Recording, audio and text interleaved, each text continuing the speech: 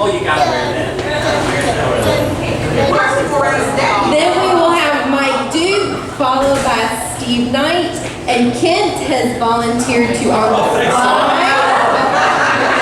And then Rob Miller will be closing out the roasting. And keep in mind, he has demanded a rebuttal after everyone goes, so he will be speaking last.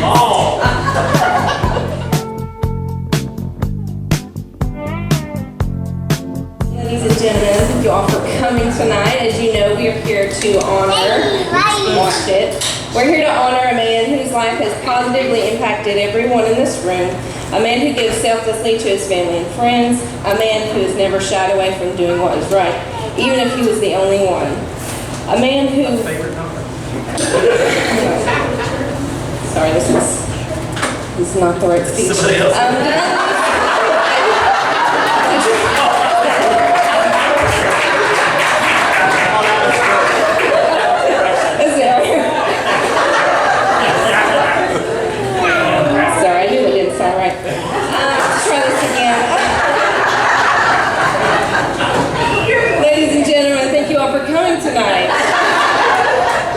Tonight we're here to celebrate a man who over the years has gone by many different names.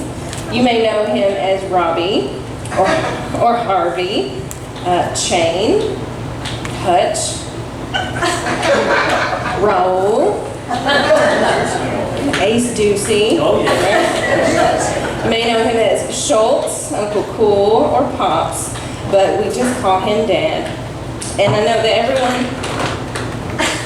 So this is be a crying part. I know that everyone always claims that they have the best dad and that they couldn't be more blessed, and nobody's dad compares to theirs and all that.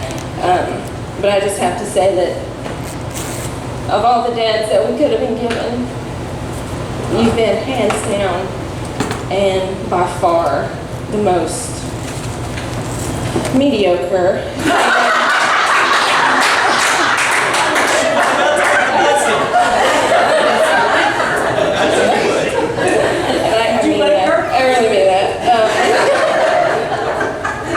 No, I'm just kidding. We all know I'm kidding.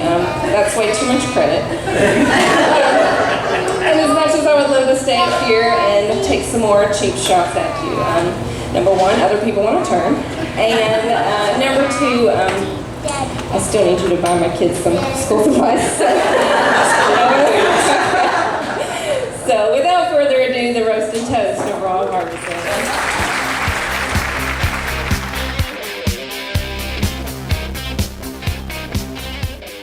Oh, this is way too fun. I look out there and see so many old friends, so thanks for including me. I hope you'll be thankful here in a few minutes. I met Rob at about age 16 or 17. I didn't have the pleasure that Robert Merle did. Does he still go by Robert Merle? I don't know. Robert Merle? But, so I guess he's known him all his life. But Rob and I met either through church or softball, or maybe a combination. You guys probably remember that, those of you that are old enough, when all the churches, it wasn't an official league, but the churches had men's teams and women's teams would get together, and there was a lot of friendships and fellowship through that time. So I remember it was like the perfect summer to be 16 or 17, because we would, the men would play 2 nights a week, and the women would play, because you said you coached the team, I coached the ladies team, we'd play 2 nights a week, and then between church and the other night we were chasing girls somewhere along in there. And it was a lot of fun, But I will say that when I was thinking about roasting Rob, it just all was good memories. I mean, have you ever met anybody where the first time you meet them, or very soon after you meet them, you feel like you've known them a really long time? It's just a very comfortable friendship. There's friends that get together and they fight and all that, but if we fought, I don't remember. So Rob went to Western, I went to FC, and we're reminding each other, it's like, really, did we do that? So he says I mailed him letters. I don't know, you millennials, you'd actually write things down and put a stamp on them and put them in the mail, and you'd get them like 3 to 5 days later. And I was talking up Florida College and beaches and the girls, and it was a great place. So he joined me at Florida College, and we were roommates our second year.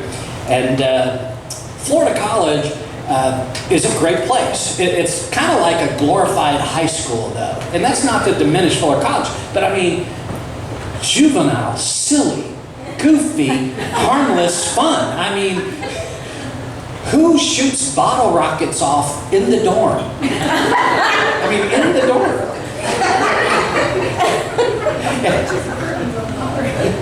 Yeah, and there's this guy, Kircher, that we know. I mean, this real serious guy. He's an attorney now, just extremely successful. And he was the best at lighting his farts, right? I mean, he was just he's like, hey, everybody, come watch this. It was like, wow. I mean, he was quite skilled at that.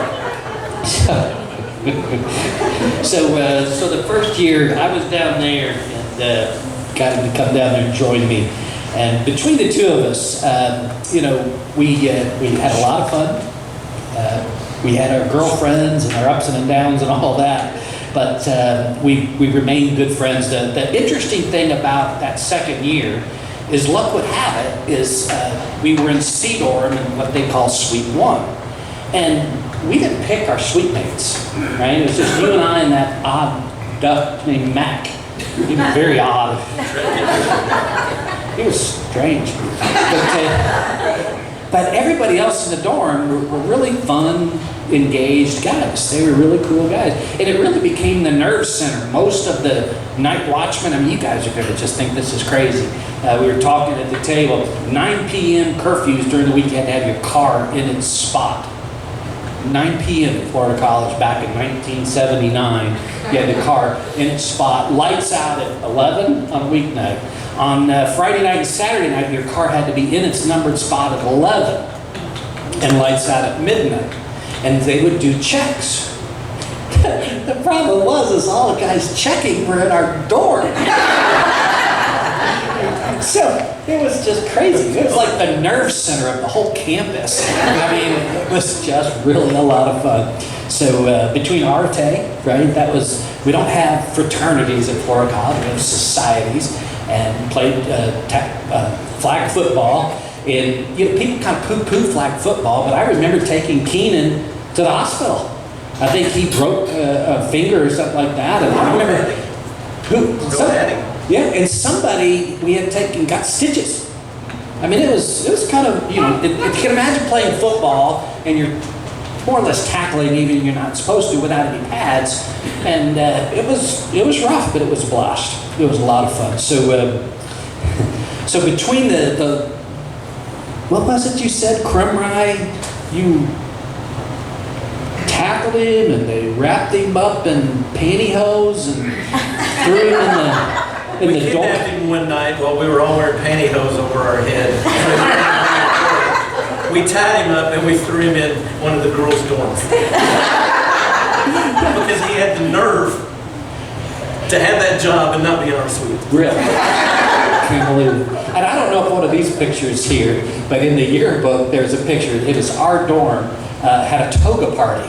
And a toga, he said, toga, that sounds really strange. Well, in 1979, Animal House came out, and that was a big hit for college students. And we had this really huge toga party. There's an awesome picture of Rob and I in our togas. Oh, it was a lot of fun.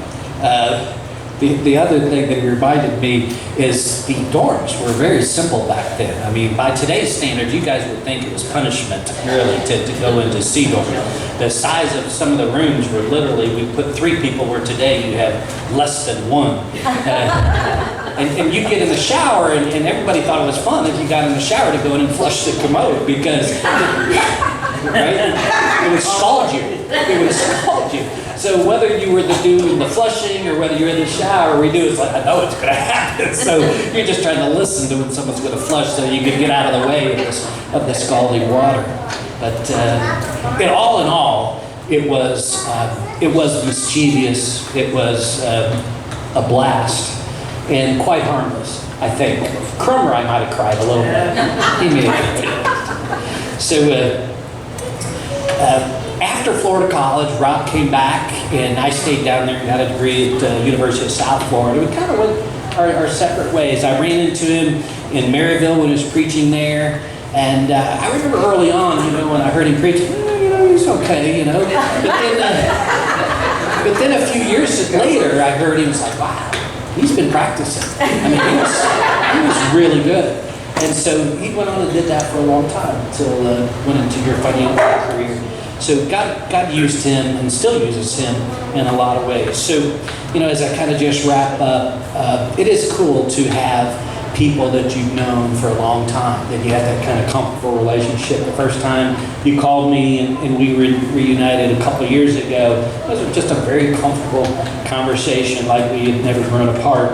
And I think when I think of Rob Harbison, I don't know if you younger people can relate to this, but there was a time in my life where I had two sets of friends. I had my church friends, and then I had my kind of wild and crazy running the street friends. And Rob was one of my good friends. And it's funny, when you're 16, 17, there's a lot of temptation. And I don't remember us talking about or daring each other about drinking or partying. It was just not a part of who we were at that time of our lives. So it was a huge encouragement to me. It's important to have people around your life that teach you that you can have fun, right? And not have to get into the madness like so many have in their life. So I looked this up, and I'll just say this. It's a little poem by Joseph Perry. It says, make new friends, but keep the old. One is silver, and the other gold. So, who's next?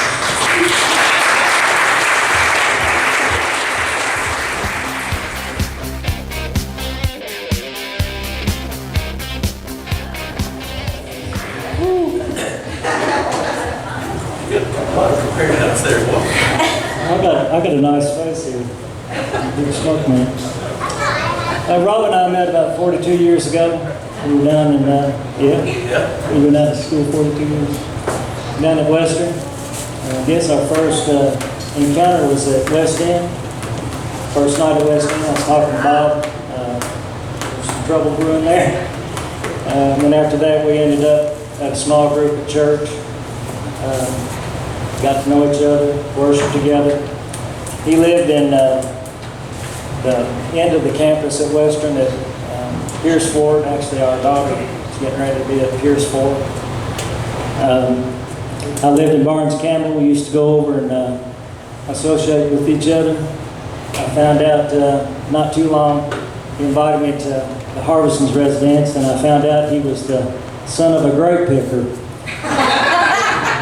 I got there and he said, we want to go to my house. I said, okay. Rob didn't have a car, and I told Bob, I said, that's kind of funny. I bought automotive body shop, man, and your son didn't have a car. Who was driving the car? Sherry was driving the car. Oh, yeah. She had the green Maverick. She was going in and out. Bob had a big Ranchero out in the driveway and a new Cutlass. And so, so came up Friday night. I don't even know how we got there. Who came and got us? Did your dad come and get us? Maybe we hitched a ride. Came and got me, no. Somehow we got to Louisville. And so we spent the night. The next day we went to the softball field. Next day we went to church, and Rob had been leading singer down at Bowling Green, and he goes, my dad picks grapes. I'm like, what? He said he picks grapes when he leads singing. I said, what? He said, keep in time. So we get there to church. I don't know where we're sitting. We're not sitting in the front. We're kind of sitting in the back. I know nobody. I don't know Gene or anybody. So we come in there. Sure enough, the announcements are made. Bob gets behind the podium, announces the number. He steps to the side. Rob's looking at me. He goes, watch. Bob starts singing, and he's doing this. It's all we can do to stay seated. We're doing. And Bob's still going after it. Now, Bob's kind of throwing the grapes these days. He's not going after it. I mean, Bob was going after it.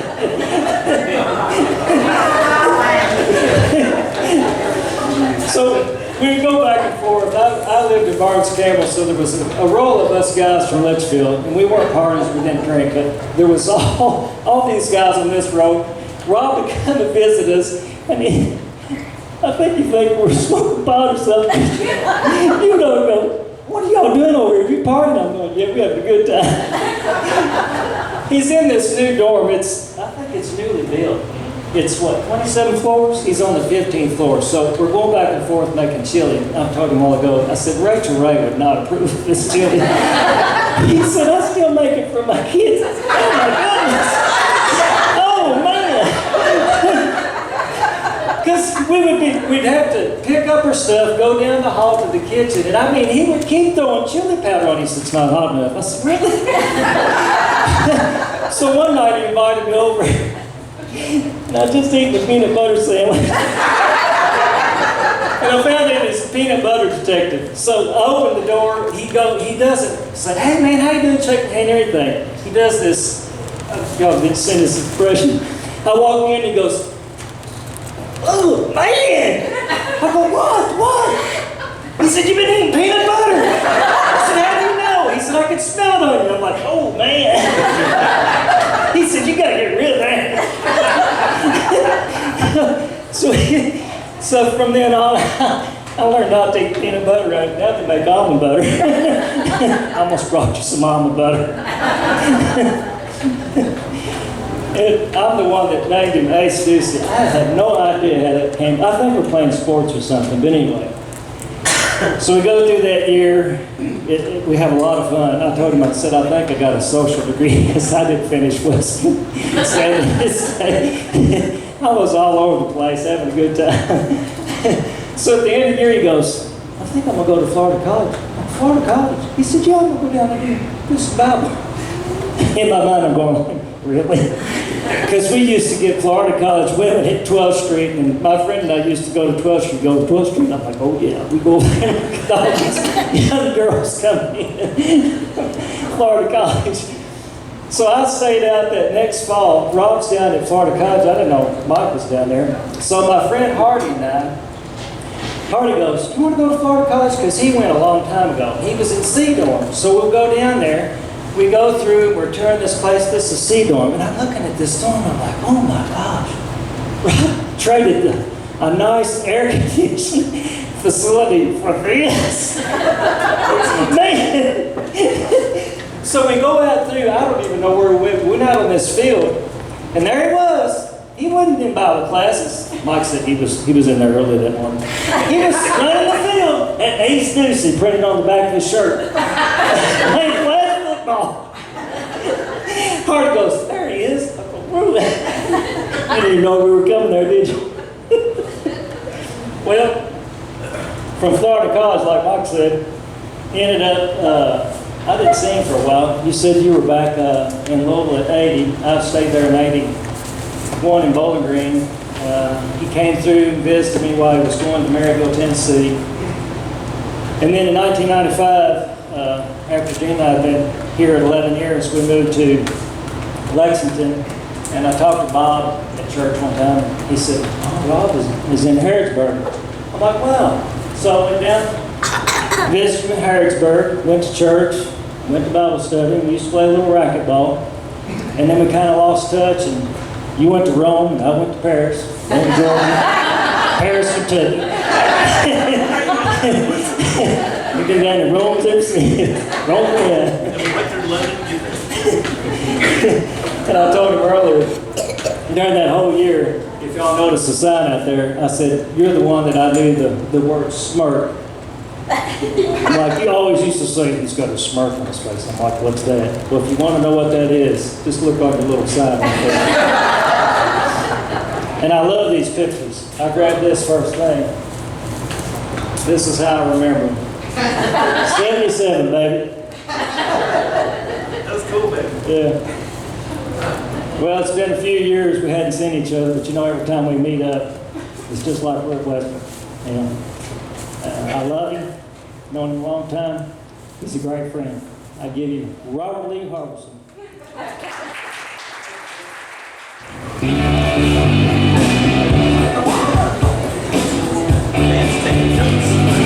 How y'all doing? Can you hear me? Is this thing on?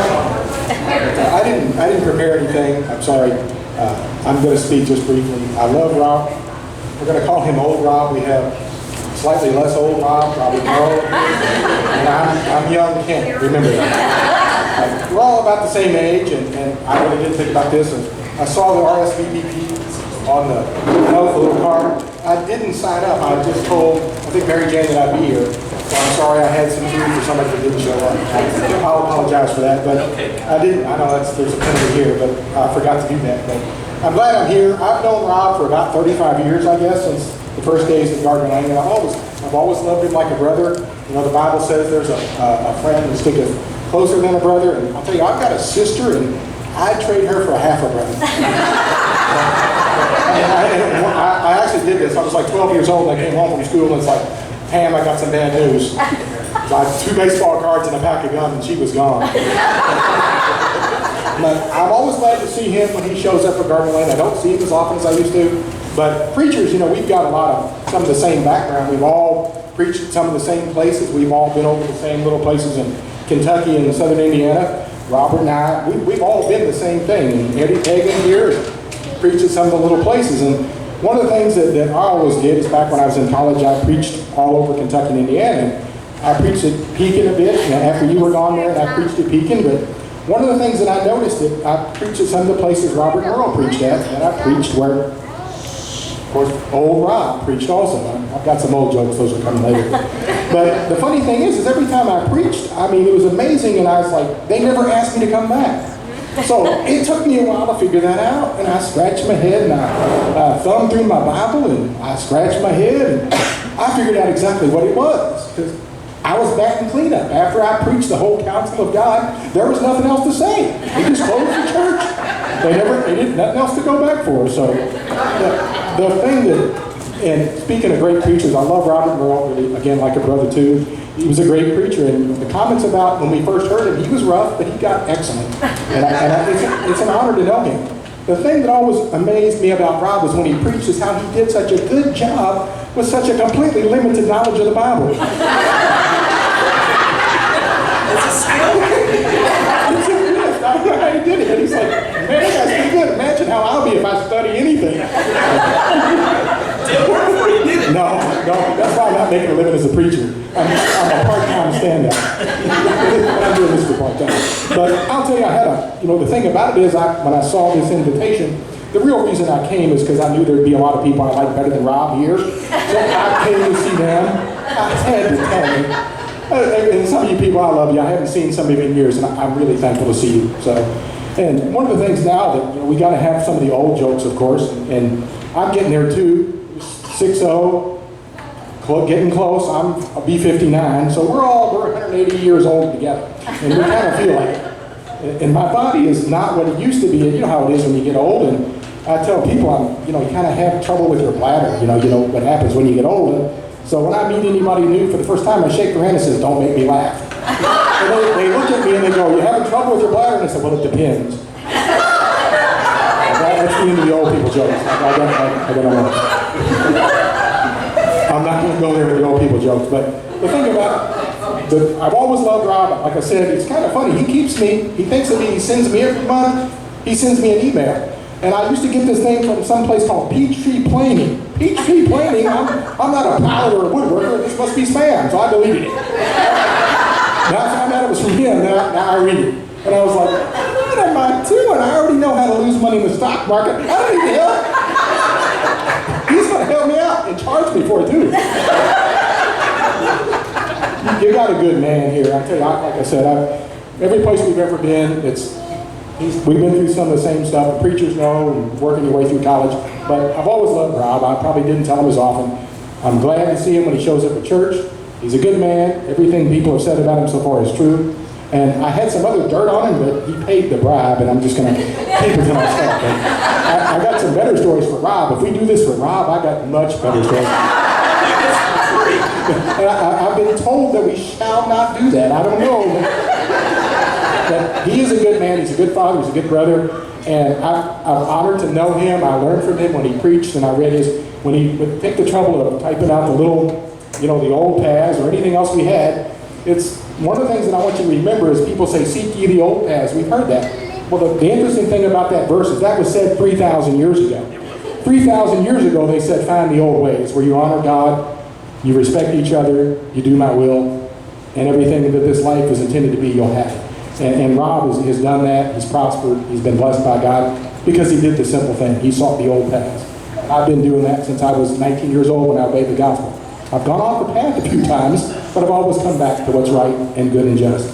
And I love this man, and we are truly honored to have him among us. Thank you.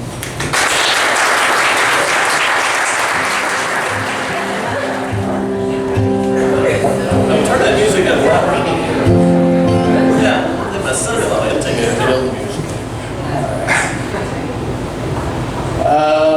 First thing, probably when we were kids, we started to go to the Harbisons. I don't know, maybe age 12, 13.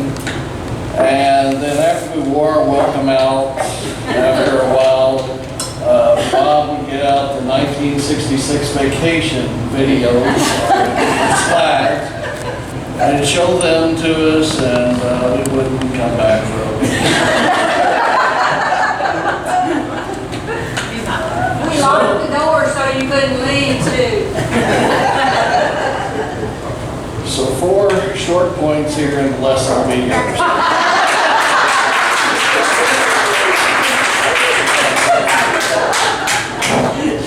The first time that we were alone, I suppose, was I was going on a trip to Kansas City with my family. I go with my mother, my 2 aunts, my grandmother. And they asked me, they said, would you like to have some companionship? I said, well, sure. I said, he said, pick out anybody you want to take with you. So I asked Rob to go with me to Kansas City. We were both teenagers at the time. So maybe on a, I don't know, on a Friday, going back 45 years now. So we load up and we go to Kansas City, and we stop in St. Louis on the way there at a hotel. So it's me and Rob in one bed. In the other bed is my 2 aunts, my mother, and my grandmother was at a cot. So one of the first things we decided to do was, we were teenagers, was to have a little fun with them. I don't know if you experienced it or not, but there are several mothers in here that had teenage sons back in the 70s. And I'll just mention the word Converse All-Star tennis shoes. Oh, yeah. And man, they stunk really bad. Especially after a boy had sweaty feet all summer long, they really stunk bad. So we decided to have a little fun, and one of the things we did was, I think we shoved our socks inside the pillowcases where they were sleeping. So we could hear them in the middle of the night say, did you take a bath? They were trying to figure out what happened. Well, that's the story they always told. The other story was the best part of the story, I thought. We went to see my family in Kansas City, like I said. On the way back, I guess they were tired of dealing with us. So they said what every teenage boy wants to hear on a trip. They said, would you 2 like to have your own hotel room?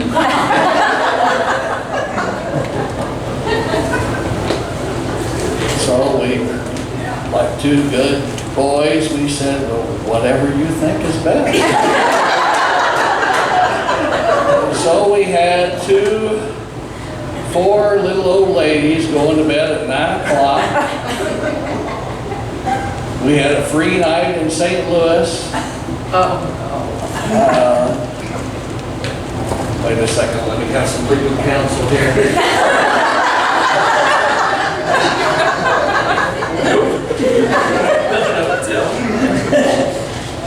All right, well, that's the end of that story.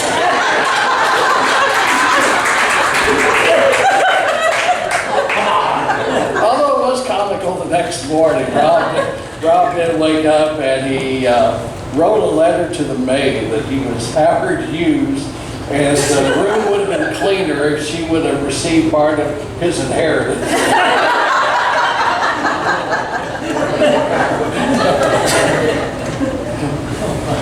All right, point number 2. He just gets the invitation. No. Anger. You know, now Susan, she's real kind to Rob. She gives him sort of a Prozac Vicodin cocktail every morning. He's as smooth as can be now. Yeah. But back about 1974, around there, I don't think he was driving yet. We played basketball over at Audubon Elementary School. And as we were playing basketball, we was having a good time. And these boys in Letterman jackets from St. X come up and they start to play on the same court that we are. So I hear Rob and the other one boy have a conversation. And then Rob takes his basketball and throws the basketball all the way across the parking lot. It just kept on rolling and rolling and rolling. And I thought, what's he got against Catholics? You know? So I found out that they were trying to take over the court. So they took off their coats and we pushed around and banged around there with them for a few minutes. Had a few scrapes and everything. But on the way home I thought, I haven't said this in 45 years. What were you thinking?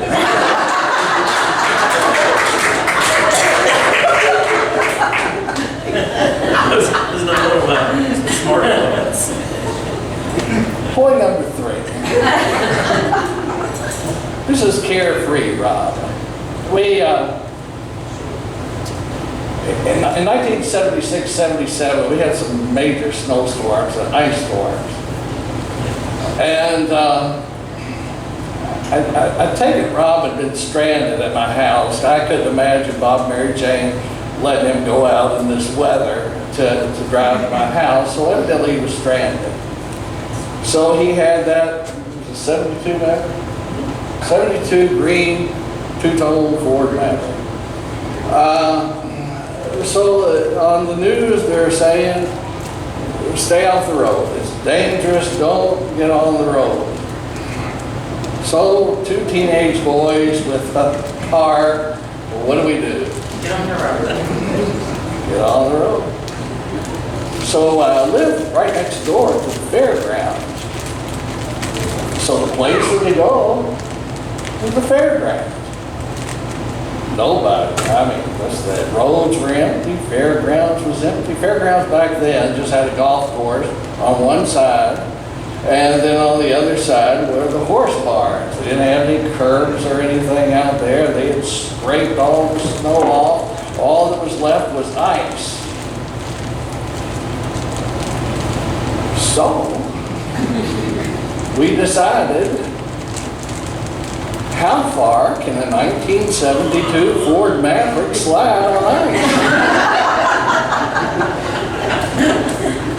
And how fast do you have to go to get it to slide halfway across the parking lot over to the horse barn?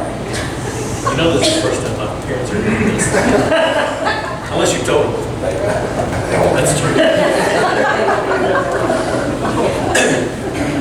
So, we get in the car, we're spinning around, just having a big time, driving down through there, sliding over toward the horse barn, and finally after, 15-20 minutes, he says, hey, you want to try? I haven't got a license yet. Sure. So that was that. So that's carefree. Last one here. Last point. We had a Thursday night entertainment night at my house. We played cards. What we played? Poker. That's right. I remember what it was. Yeah, several people were there playing. And Phil Nelson, bless his heart, Phil just got married a couple of years ago. He's 60 now himself. He just has a 2-year-old baby now. So good for Phil.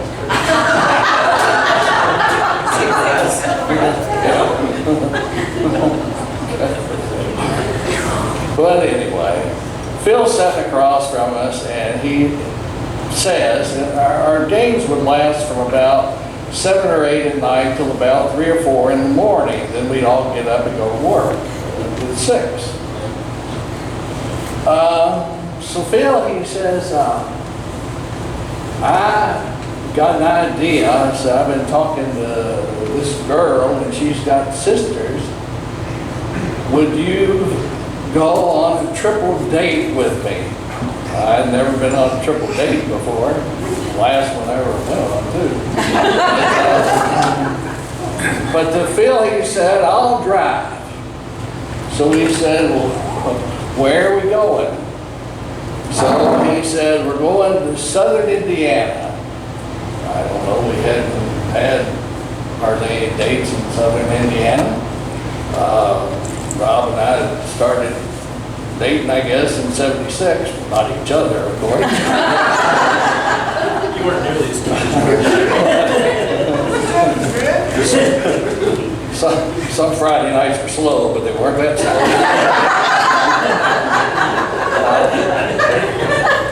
But Phil, he sells us on this idea. These girls are petite and they're shapely. So he offers to drive. He has a Mustang too, which would seat, Terry Miller used to have one, it would seat probably 4 people and comfortably.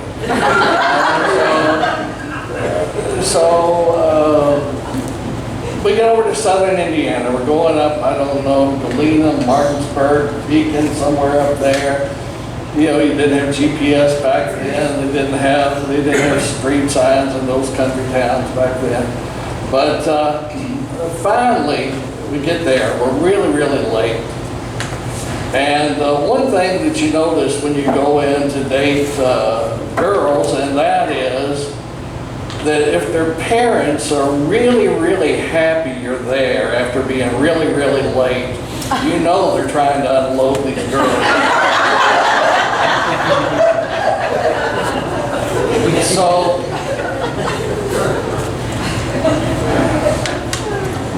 So we walk in the door, and Phil is Phil. And we walk in the living room, and there's the 3 girls.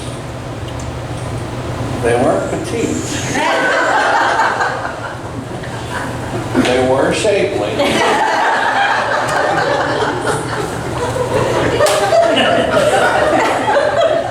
We had to load them in the back seat with us. I'd be better off having Rob on my lap.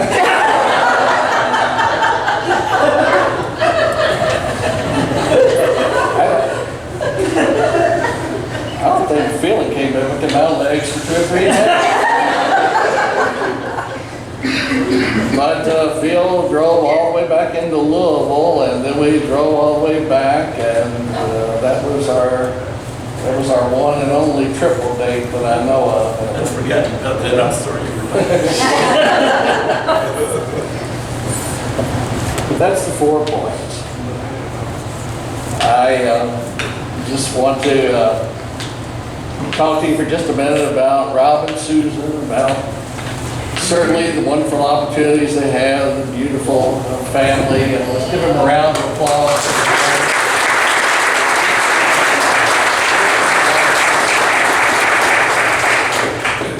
I hope to one day maybe stand before them and renew their vow after 50 years. They should be standing. So, just as I conclude, I just want to sing you a little song. Turn the mic on. We renewed our vows last Friday. My girl Susan was right beside me. Our friends were all gone. We were alone, side by side. We were so happily wed when we got ready for bed then. His teeth and his hair he put in a chair, side by side. One glass eye so tiny, one hearing aid so small. Then he took his left leg off and placed it on a chair by the wall. Susan sat there broken-hearted. Most of her man had departed. She slept in the chair. There was more of Rob there.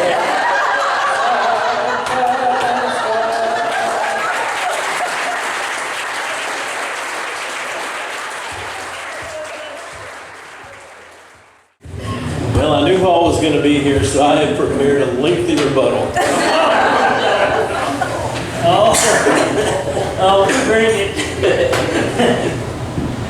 You know, you really never outgrow good friends. You may move away, you may not see them for years at a time. But if you have friends who are as weird as you are, you really got everything.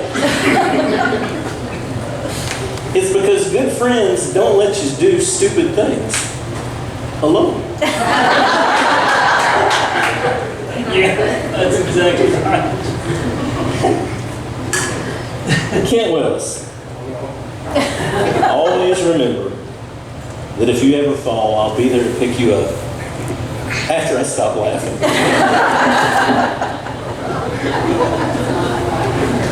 Steve Knight, if we're on a sinking ship and there's only one life vest, I'm sure going to miss you.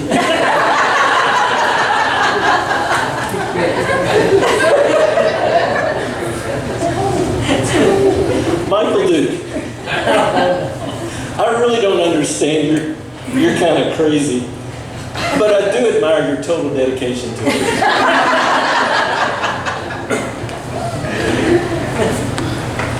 And you.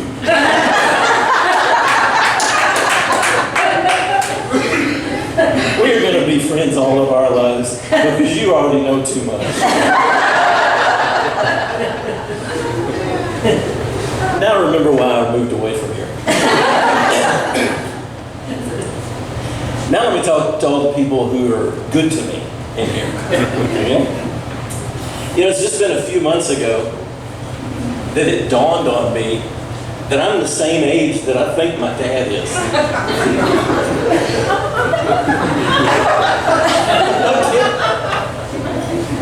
And next year, Heather's going to be the same age that I think I am.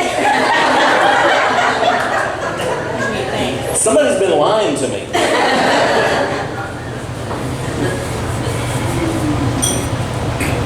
You know, it's hard to believe it's been almost 40 years since I moved away from here.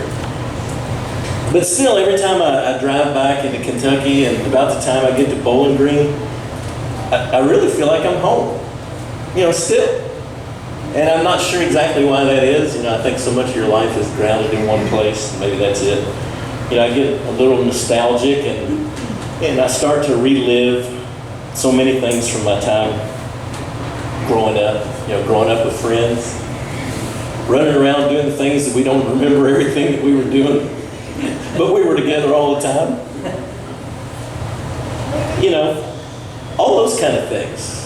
My first job, first kiss, first time I fell in love, first time I gave my life to Christ. It's all in Kentucky. So I think that's why in a lot of ways it feels like home. And you know, there are a lot of people that leave the their homes and they never come back, and they don't want to come back because they got so many bad memories and so many bitter, painful memories, and they want to distance themselves from where they've been. And it's not really been that way for me. I kind of feel like I'm a tumbleweed. I'm just kind of blown along from place to place, and every so often the wind blows me back here, and I feel like I'm back home, and I come back and see everybody I love, and it reminds me why I moved away again, and so. But I always want to come back. And then I see these pictures that are on the table, and I wonder, who was that kid? I mean, really, who was that kid? I don't know who that kid was. I mean, you ever watched a TV show for a while, and they replace one of the characters with a different actor, and they think nobody's going to notice? That was somebody else. That was not me. None of those are me. I don't know who those people are. I think they got them out of some 60s or 70s catalog or something. I don't know. Yeah. That's right. It came in the wallet. But, I am thankful to God for all the things that He's done and all the ways that He's blessed me over my life. And I'm thankful to God for my beautiful family,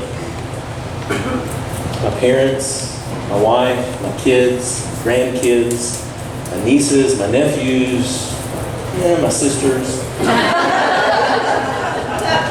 my bro. Every day I come home, every day we come to Louisville, it's always bro day when I see Fireball. The rest of that, they don't understand that, but it's always bro day.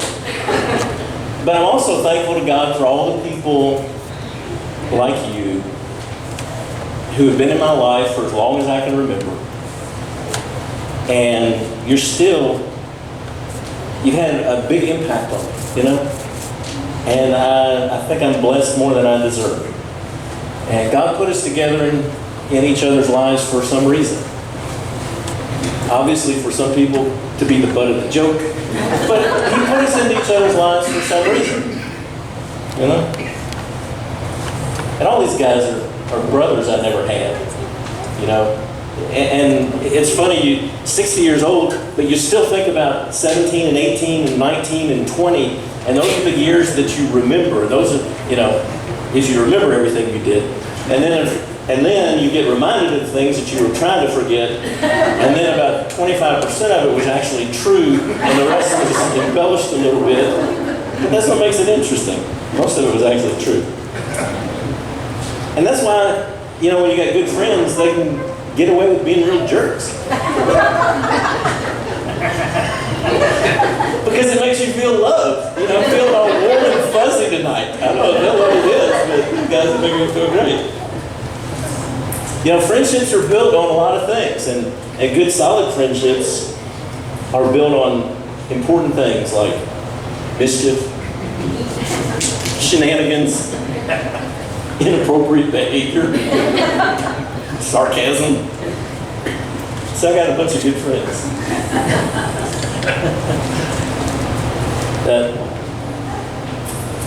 I tried to teach my kids, all the time they're growing up and even now, to make the world a little bit better place because you were here than it was without you. And I hope I've accomplished that for myself. Even if it's just a small part of the world, I hope that it's a little bit better. So I want to thank all of y'all for being here tonight. I may not thank Heather, she's got the last thing to say. Lindsay was going to get the award for favorite daughter until she...